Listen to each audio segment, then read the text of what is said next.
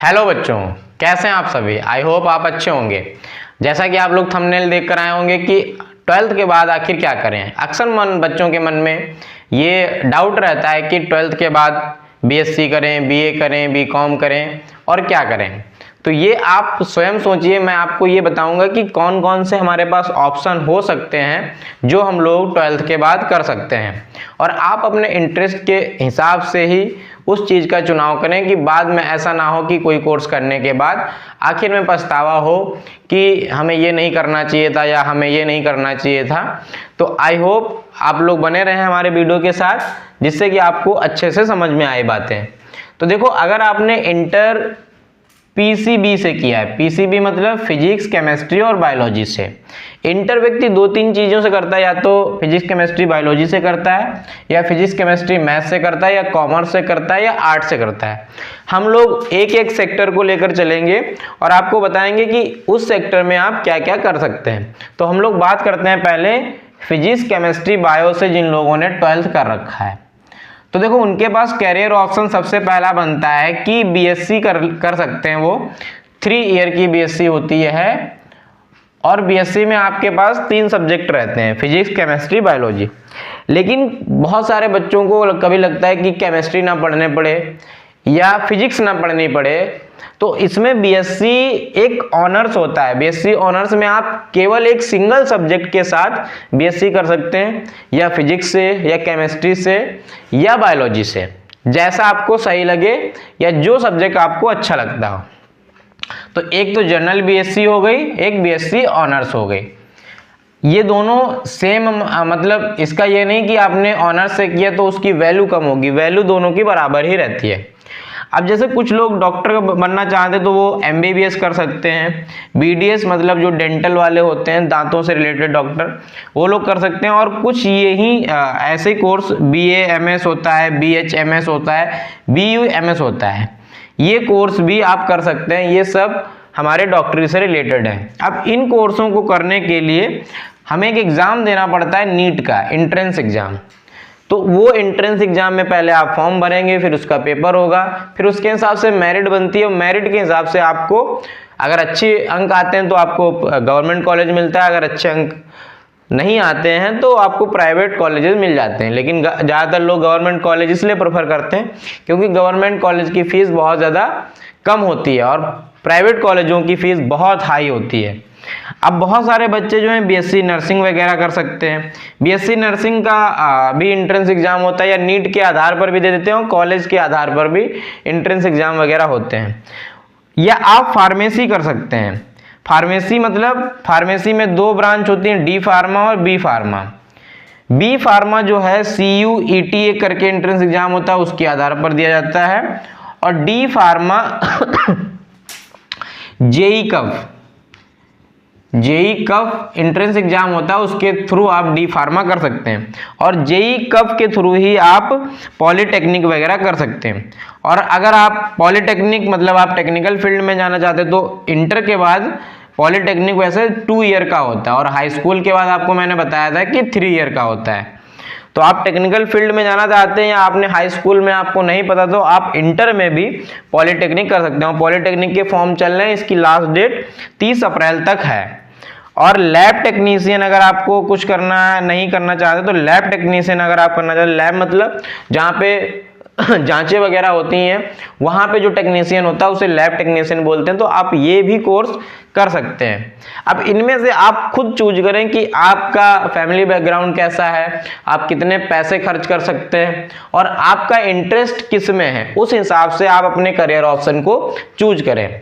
अब बात करते हैं कि जिन लोगों ने पीसीएम से 12th कर रखा है, यानी पीसीएम मतलब फिजिक्स, केमिस्ट्री, मैथ से 12th कर रखा है, उन लोगों के पास कौन कौन से करियर ऑप्शन होते हैं। तो देखो, जिन लोगों ने फिजिक्स, केमिस्ट्री, मैथ से 12th कर रखा है, वो बीएससी मैथ से कर सकते हैं। अब बीएससी मैथ्स वही पहले वाले की तरीका, या तो आप जनरल बीएससी करो या बीएससी ऑनर्स करो। ऑनर्स में क्या है, एक सब्जेक्ट से आप फिजिक्स, केमिस्ट्री से, या फिजिक्स से, या मैथ से, किसी भी एक सब्जेक्ट से आप बीएससी कर सकते हैं। बहुत सारे बच्चे टेक्निकल फील्ड में जाना चाहते हैं तो वो बीटेक कर सकते हैं। बीटेक के लिए बीटेक अलग अलग होता है, सिविल इंजीनियर, ठीक, कंप्यूटर इंजीनियर, अलग अलग तरीके की ब्रांच होती हैं। इसमें एडमिशन आपको जेई मेंस, 2 एग्जाम होते हैं, एक जेई मेंस का होता है, एक जेई एडवांस। जेई मेंस से क्या होता है, आईआईटीज और एनआईटीज में आपको एडमिशन मिलता है, और जेई एडवांस से आईआईटीज में आपको एडमिशन मिलता है, मतलब आईआईटीज कॉलेज होते हैं। अब अगर आप सेना में जाके देश की सेवा करना चाहते हैं तो आप एनडीए के थ्रू 3 ब्रांच होती हैं, एयरफोर्स, नेवी और आर्मी में भी जा सकते हैं अगर आपने पीसीएम से 12th कर रखा है। आप डाटा साइंस का एक डाटा साइंस इंजीनियर का कोर्स कर सकते हैं, या कोई एआई कोर्स वगैरह कर सकते हैं। आप इनमें से जो आपको अच्छा लगे वो सारे कोर्स आप कर सकते हैं। अब बात करते हैं जिन लोगों ने 8 सब्जेक्ट लेकर 12th कर रखा है, उन लोगों के पास कौन कौन से करियर ऑप्शन है। तो देखो, आर्ट वाले बच्चे बीए कर सकते हैं, बीए जनरल भी होता है, बीए ऑनर्स। बीए ऑनर्स मतलब वही सेम चीज, एक सिंगल सब्जेक्ट से आप पूरा बीए कर सकते हैं। और जब जनरल करेंगे तो उसमें आपके 3 सब्जेक्ट रहेंगे। आप यूपीएससी की तैयारी कर सकते हैं, यूपीएससी आईएएस और आईपीएस और आईएफएस बनते हैं, और ऐसे स्टेट लेवल पर एग्जाम होता है पीसीएस का। ऐसे ही आप टीचर बन सकते हैं। अब टीचर भी अलग अलग लेवल के होते हैं, primary teacher, pre primary teacher, junior teacher, TGT, PGT या प्रोफेसर। आप जर्नलिस्ट का कोर्स कर सकते हैं, मास कम्युनिकेशन का कोर्स कर सकते हैं, आप लॉ कर सकते हैं, लॉ में एलएलबी कर सकते हैं। एलएलबी 12th के बाद 5 ईयर की रहती है, ये आपका ग्रेजुएशन भी माना जाएगा और एलएलबी माना जाएगा। सोशल वर्क में कोई कोर्स कर सकते हैं। तो आपके पास ऐसे बहुत सारे करियर ऑप्शंस हैं, जो बच्चे आर्ट से रिलेटेड होते हैं वो ये सारे कोर्स कर सकते हैं। अब हम लोग बात करते हैं कि जिन लोगों ने कॉमर्स 12th जो है कॉमर्स से कर रखा है, उनके पास कौन कौन से करियर ऑप्शन होते हैं। तो देखो, वो बच्चे बीकॉम कर सकते हैं, और इसे यहाँ पर भी बीकॉम जनरल भी होता है और बीकॉम ऑनर्स, यानी आप एक सब्जेक्ट से भी बीकॉम कर सकते हैं और बीकॉम जनरल भी कर सकते हैं। वो बच्चे सीए कर सकते हैं, सीएस कर सकते हैं, सीएमए कर सकते हैं, बीबीए कर सकते हैं, या होटल मैनेजमेंट का कोई कोर्स कर सकते हैं, या डिजिटल मार्केटिंग का कोर्स कर सकते हैं। ये सारे करियर ऑप्शन कॉमर्स वाले बच्चों के पास होते हैं। अब आपके मन में एक विचार आ रहा होगा कि 12th के बाद ये कोर्स तो सर ने बता दिए, क्या हम किसी गवर्नमेंट जॉब के लिए क्या कोई फॉर्म भी भर सकते हैं? तो आगे मैं बताने वाला हूं कि ये सब कोर्स करने के साथ साथ आप कौन कौन से गवर्नमेंट जॉब्स की तैयारी कर सकते हैं। तो आइए चलते हैं। 12th के बाद बीएससी या बीए बीकॉम करने के साथ साथ आप एसएससी सीएचएसएल की तैयारी कर सकते हैं। इसमें जो है पात्रता 12th होती है, और आपसे मैथ, रीजनिंग और जीएस के क्वेश्चंस पूछे जाते हैं। आप DSSB मतलब दिल्ली के जो हैं अलग अलग पदों पे, जैसे एमटीएस हो गया या क्लर्क पोस्ट होती है, उनमें फॉर्म भर सकते हैं। आप आरआरबी की अलग अलग पोस्ट होती हैं, आरआरबी की नॉर्मल भी होती है, एनटीपीसी मतलब जो नॉन टेक्निकल पोस्ट होती हैं, उनमें आप फॉर्म भर सकते हैं। अगर आपकी हाइट वाइट है, ठीक है, तो आप एसएससी सीपीओ मतलब एसएससी के थ्रू जितने भी